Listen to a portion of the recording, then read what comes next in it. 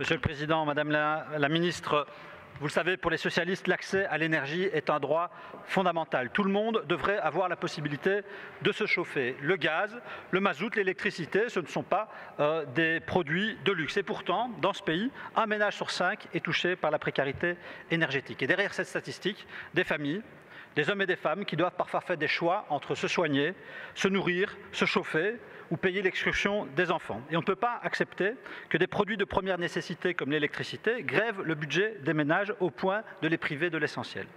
Tout le monde le sait désormais, c'est votre gouvernement qui a décidé de relever la TVA de 6 à 21% sur le prix de l'électricité. Alors c'est sûr, la meilleure énergie, c'est celle qu'on ne consomme pas. Mais vous en conviendrez, au XXIe siècle, on ne peut pas non plus faire ses devoirs à la bougie ou laver son linge dans la rivière. Madame la Ministre, lors de la précédente législature, vous vous disiez favorable à une diminution de la TVA.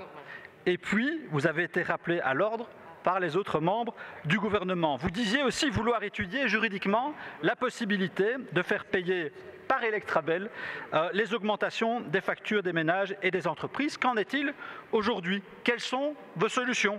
Madame la Ministre, l'enjeu de la précarité énergétique est d'une ampleur colossale. La Belgique est l'un des pays européens dans lequel le prix de l'énergie est le plus élevé et il faut agir. Et il faut agir rapidement. Et pourquoi pas, Madame la Ministre, en développant un chèque énergie qui permettrait d'alléger la facture des ménages en tenant compte de leurs conditions sociales particulières. Je vous remercie. Madame la Ministre, je vous attendais sur des réponses plus concrètes.